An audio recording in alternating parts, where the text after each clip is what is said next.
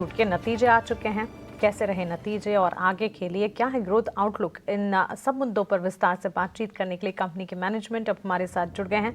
जारो इंस्टीट्यूट के सीएमडी संजय नामदेव सालुंखे और सीईओ रंजीता रमन। आप दोनों का ही बहुत स्वागत है 18 स्वदेश पर। अपना समय देने के लिए आपका बहुत शुक्रिया। संजय जी, शुरुआत आपसे करना चाहूंगी। मुनाफे और कामकाजी मुनाफे के फ्रंट पर, साथ ही मार्जिन्स के फ्रंट पर कंसर्न्स हाथ लगी हैं Q2 में on year on year basis. क्या रीज़न रहे इसके पीछे के और किस तरह की एक्सपेक्टेशन आगे चलकर आप एक्सपेक्ट करके चल रहे हैं? मोमेंटम क्या कंटिन्यू होता दिखेगा और स्ट्रेंथ कहाँ से आती दिखेगी?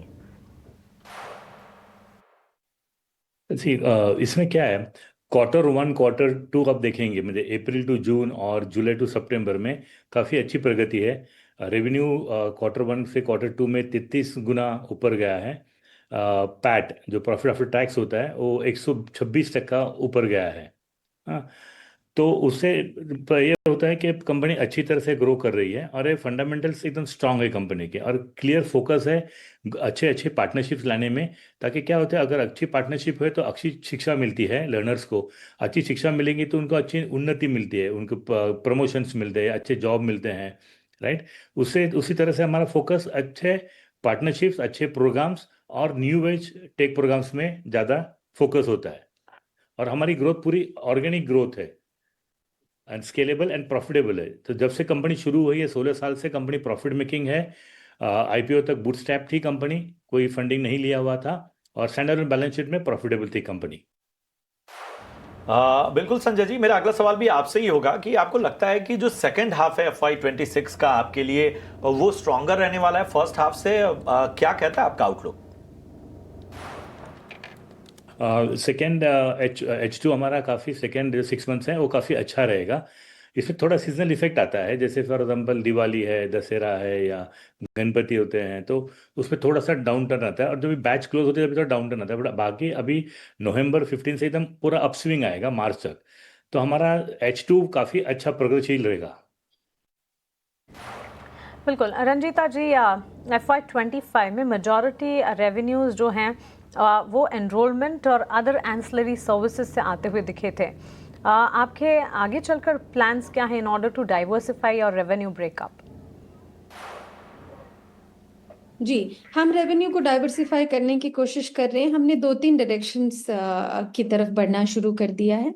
सबसे पहला था कि हमारे जितने भी प्रीमियम इंस्टीट्यूशंस हैं, जो IIMs हैं, IITs हैं, उनके साथ हम अब तक सिर्फ शॉर्ट टर्म सर्टिफिकेट प्रोग्राम्स कर रहे थे, और लेकिन अब हम उनके साथ लॉन्ग टर्म डिग्री प्रोग्राम लेके आ रहे हैं। तो ये हाई वैल्यू डिग्री प्रोग्राम्स हैं जो उन लर्नर्स के लिए हैं जो mid to senior level professionals हैं। सो इससे हमारे रेवेन्यू में डाइवर्सिफिकेशन देखने मिलेगा, जहाँ पे कि डिग्री में हमारा रेवेन्यू प्रोपोर्शन काफ़ी ज़्यादा था। उसके अलावा अभी हमने अपने प्रीमियम इंस्टीट्यूशंस के साथ टाई अप करके कॉलेज कनेक्ट प्रोग्राम शुरू किया है। इस कॉलेज कनेक्ट प्रोग्राम्स में हम सारे इंजीनियरिंग और जितने भी मैनेजमेंट इंस्टीट्यूशंस हैं उनको हम। चलिए रंजिता, एक आखिरी सवाल। जो रेगुलेटरी चेंजेस हैं खासतौर पे एजुकेशन स्पेस में, वो आपको लगता है कि आपके बिजनेस को मीडियम टर्म में इम्पैक्ट कर रहे हैं? ये तो कहूँ कि ये हमारे लिए एक आशीर्वाद जैसा ही हो गया हमारे बिजनेस के लिए, क्योंकि रेगुलेटरी नॉर्म्स जो है वो काफ़ी एनकरेजिंग हो गई ऑनलाइन एजुकेशन के लिए। और वो चाहते हैं कि वो ऑनलाइन एजुकेशन के थ्रू GR इम्प्रूव करें। इसके लिए हमारे UGC ने एक नया रेगुलेशन लाया कि ऑनलाइन एजुकेशन और कन्वेंशनल एजुकेशन, इन दोनों को एट पार इक्विवेलेंस दिया है उन्होंने। तो इससे क्या हो गया कि ऑनलाइन एजुकेशन का डिमांड बहुत ज्यादा बढ़ गया, और रेगुलेटरी ने इसको उल्टा सपोर्ट किया है ऑनलाइन एजुकेशन को इम्प्रूव करने के लिए।